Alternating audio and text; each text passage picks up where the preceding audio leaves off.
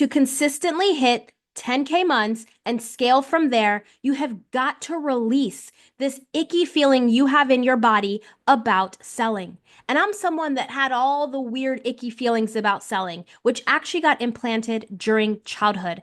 And you probably have a very similar story that's holding you back and don't realize it. So, in this video, I'm going to give you the 3 things I've done to be able to overcome this feeling and charge $6,000 for one of my programs. In elementary school and middle school, we had a lot of fundraisers to win some kind of a prize, a bike, a scooter, or something else. And we would always be selling chocolate bars, some kind of candy bar, sometimes pizza dough, cookies. We'd sell all kinds of stuff. But I would bring these order forms home and my dad would go, "Oh, it's a bike. Well, let's go buy a new bike." Or he would write me a check and bring in some orders that he would purchase. And if I didn't win that big prize, then we would just go get that prize, whatever that prize was. And so it was very early on that I had this weird aversion to, all right, I've got something to offer people, something to sell, but we don't ask for money. We don't try to push ourselves on people.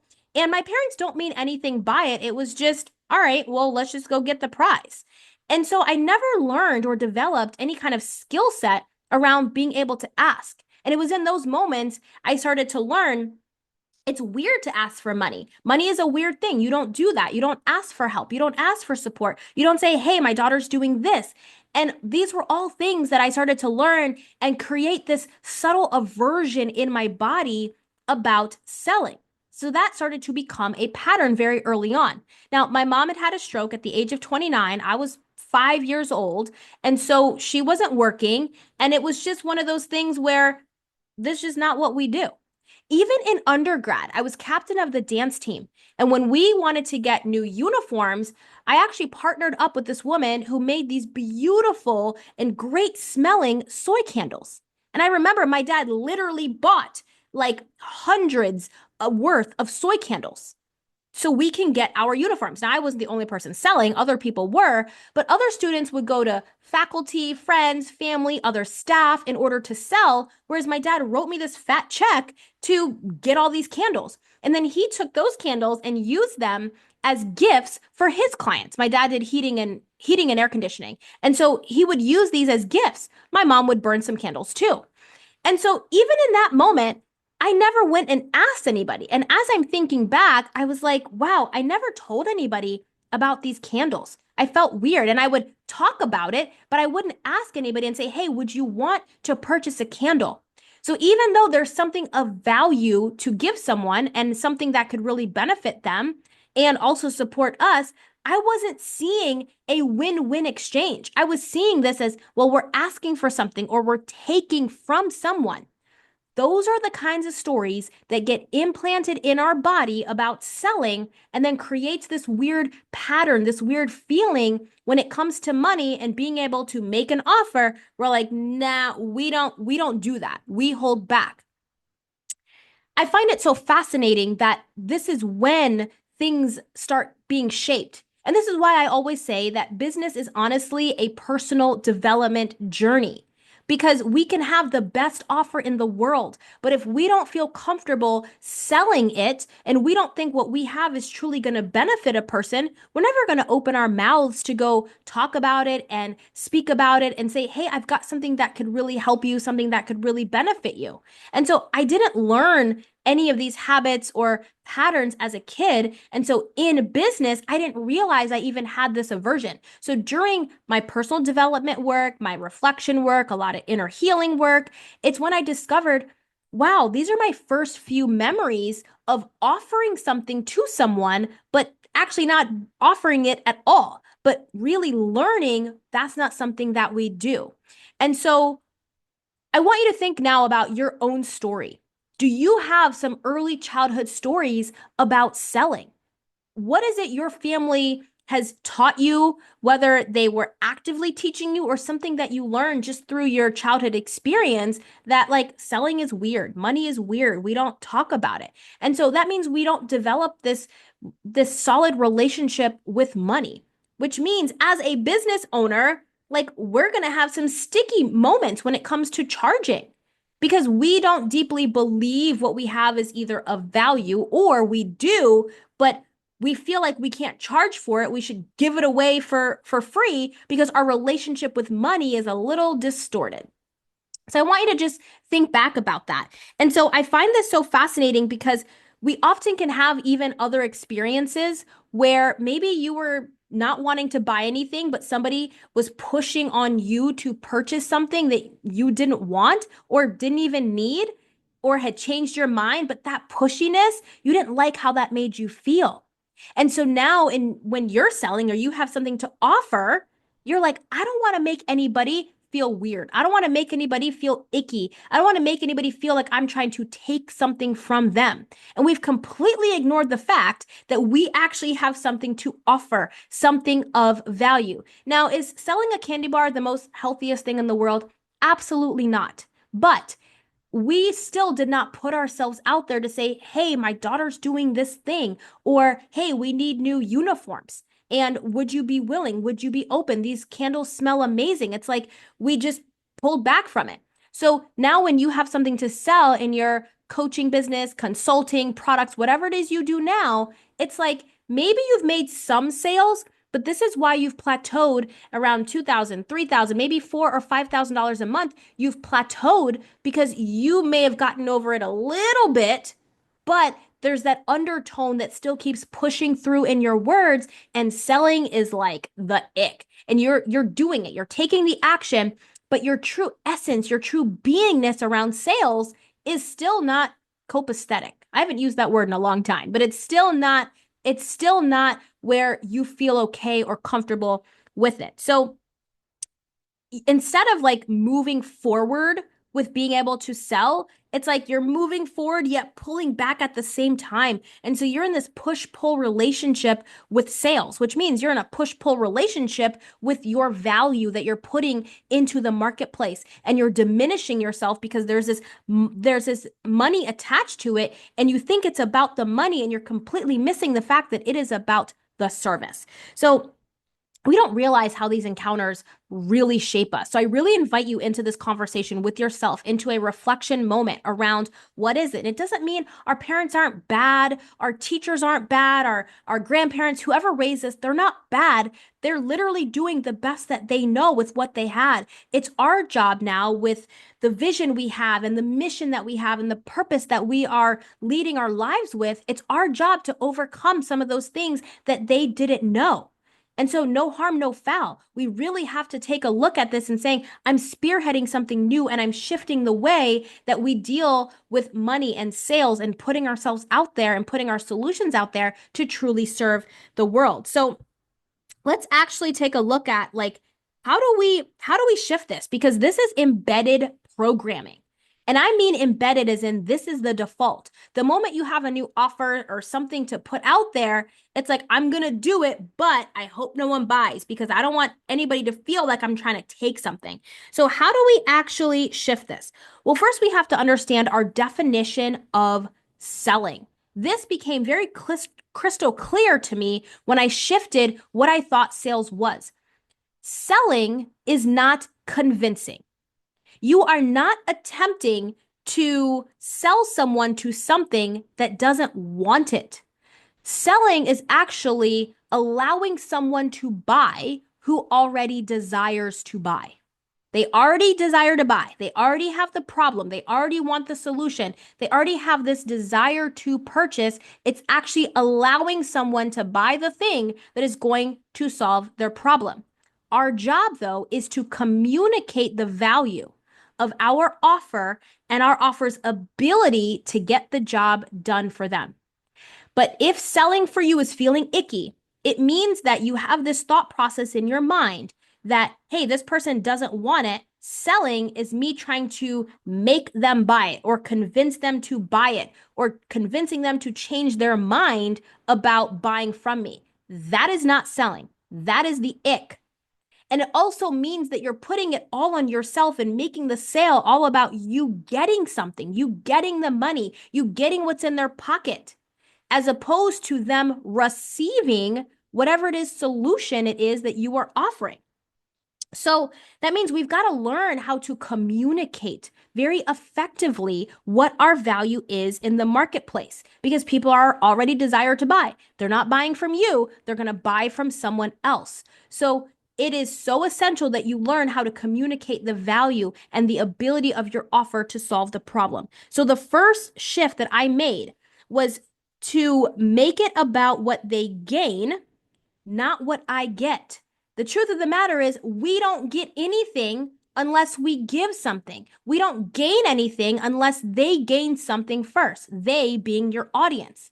And so, in order to be able to communicate what it is they gain and not make it about you, this is why you want to have a signature framework. A signature framework takes your ideas and solutions and turns it into a systematic approach for your people to get results. It frames it. Anything that you put a frame around creates focus. If you go on vacation and you snap a shot, what do? You come home and you put that picture in a frame so you can remember it. Well, what you want someone to remember is how your solution or your idea or concept or whatever it is you got going on, how that solves the problem for them. So the signature framework puts a frame around their problem, and it's in the shape of the perspective you want them to understand so that they can see, oh, I can get this problem solved by following your process. So you want to take your ideas and solutions into a systematic approach, which is a framework, which is why it's so important for you to join my upcoming challenge where I'm going to be sharing with you and teaching you how to create your own signature framework. So this is all about understanding what it is they gain. Sometimes it's like, oh, I know I can serve people. I know I can help people, but it's still consumed and wrapped up in you. It's still consumed and wrapped up in everything you know, but you're not understanding from their point of view what it is they are really gaining. Number two, you want to tell a story that creates a feeling. You want to tell a story that creates a feeling. Now, when you have your own signature framework, we're going to rope in stories that create a feeling inside of your audience so that they feel their natural desire to already want to buy. That gets activated, that gets tugged on, that gets pulled because they already have the desire. We're not implanting the desire in them. They already want to buy, they already want their problem solved. So they have the desire, but it's going to be activated now. And when you're the one that activates that desire in them, now they're like, that person can help me. They literally open a tab in their brain with your name on it as being able to solve that problem for them.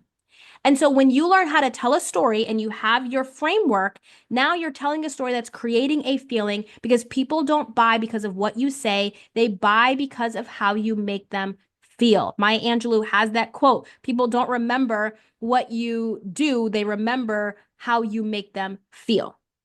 And then number three is we want to use scripture to renew our mind. Now, this is not something I ever thought I would say because I grew up Catholic. So I had a relationship with religion. I didn't have a relationship with the Lord. And now that I do, and I have been reading the Bible and deeply understanding what God says about me, what God says about our purpose and how we are to live our lives, I'm like, there's so much money in the Bible. There's so much selling in the Bible and business in the Bible. I find it super cool. So I want to draw your attention to Proverbs 31, verse 24.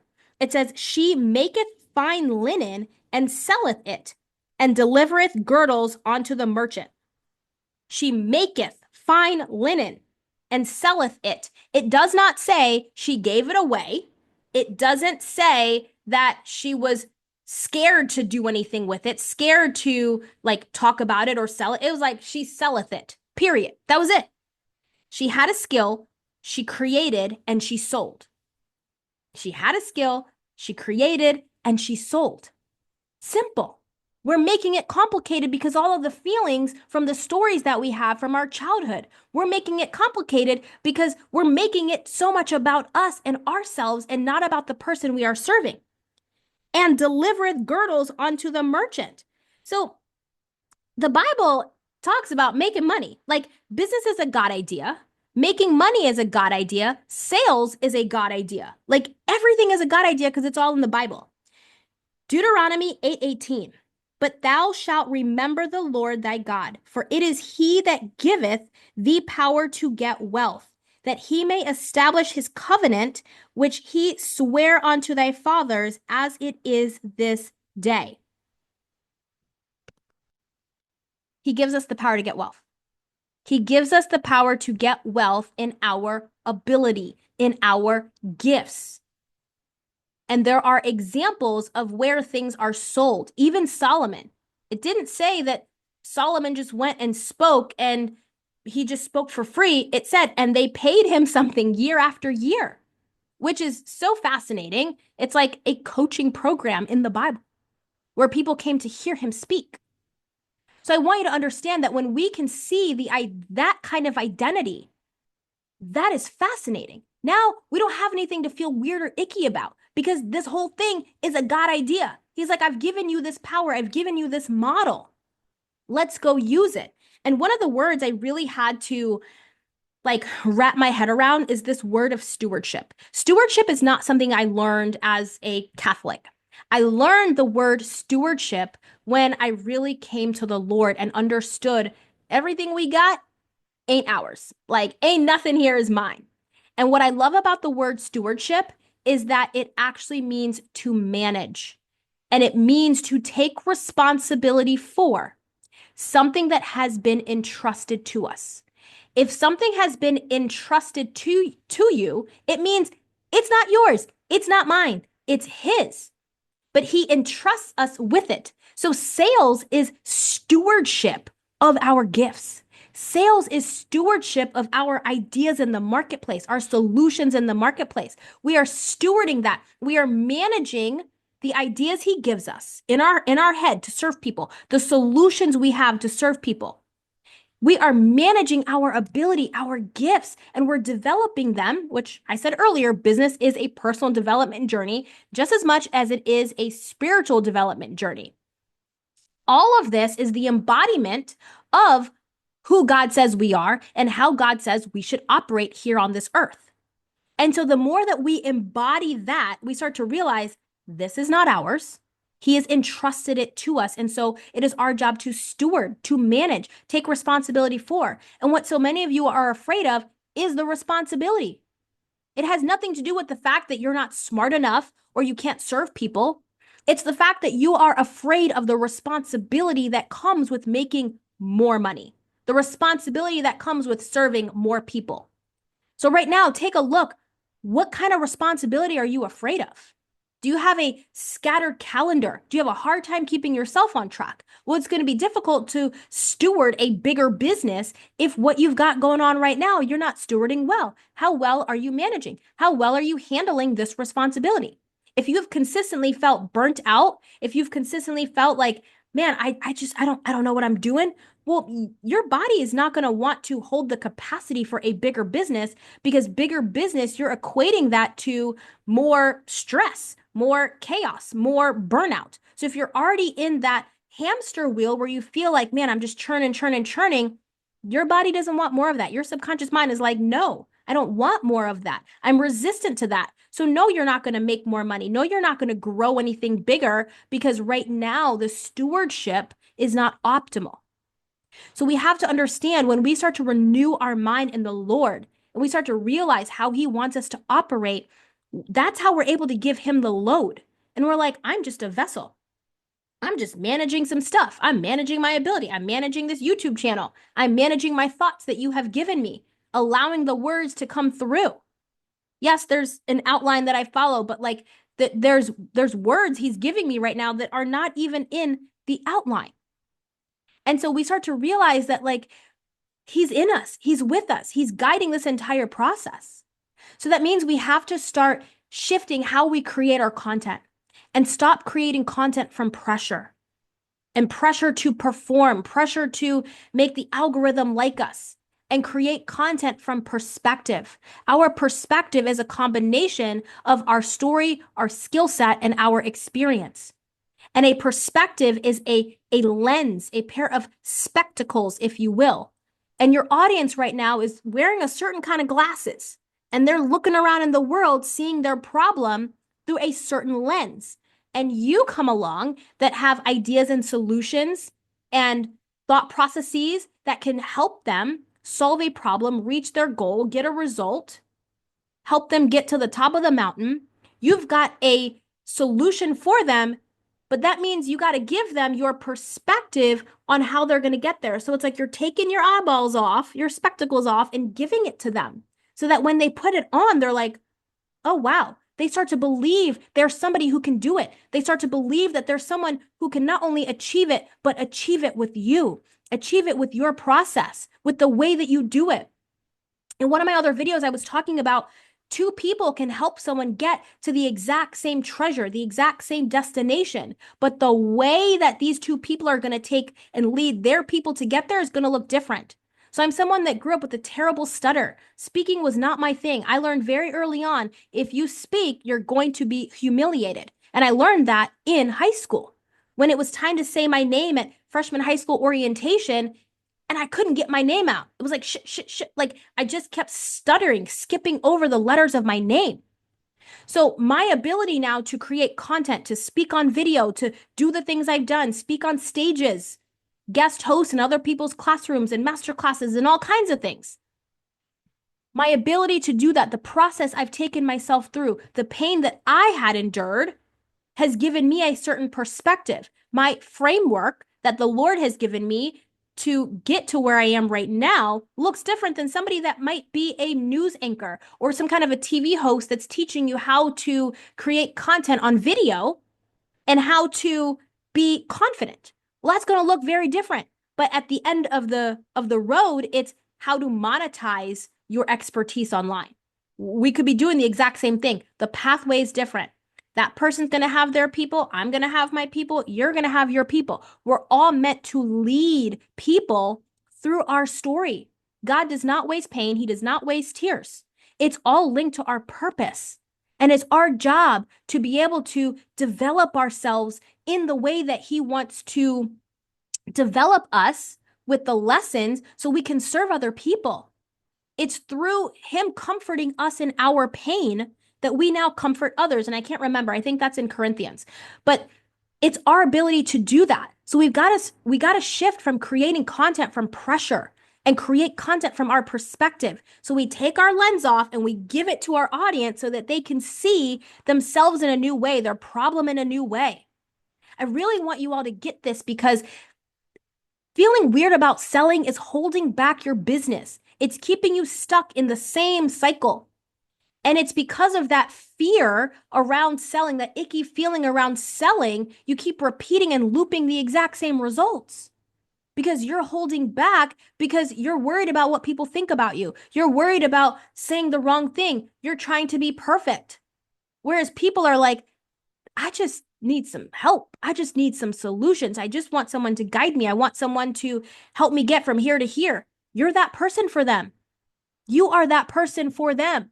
But you do have to have structure to your ideas and your solutions. And that structure comes from having a signature framework. So those are the three things that I did. Those are the three things that I just use consistently over time I don't have any issues with selling because I don't ever feel like I'm selling anything.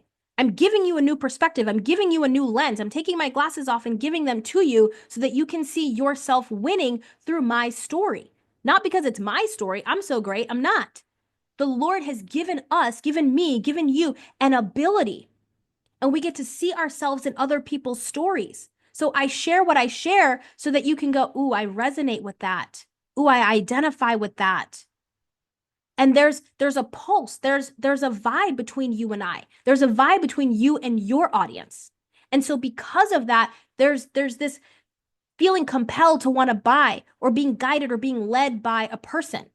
Because they're like, man, this person has got this. I like the way that they handle their process. I like the way that they got there. I like their thoughts about it. I'm going to work with that person. There are people waiting for you the exact same way. There are people literally waiting for you. This is about obedience.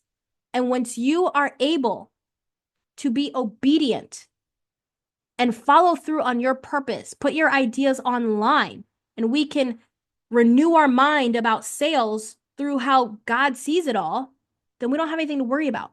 Sales are going to come. Sales always comes, but it's a byproduct of our service. It's a byproduct of solving problems for people, removing ourselves. Ask the Lord, take out of my heart everything that I'm making about me. Take it out of my heart, pull it out, show me.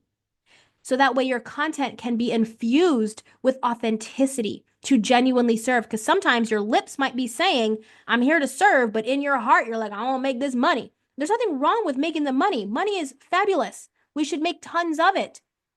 But if you are showing up and it is all about the money first and never about the people, they gonna feel that. And they're gonna be like, eh. And so you trying to skirt around being salesy is just letting you know that you've got more of you in your heart than you do the Lord and service. And so we have to be able to recognize how this is all infused in our content. But when you have a signature framework, all of those feelings go out the window because you're creating a frame now that is about the other person that you are serving. So if you have not yet, click the link below, join my upcoming Content Authority Blueprint Challenge, and I will see you all in another video. Excited to see you on the upcoming challenge. Bye.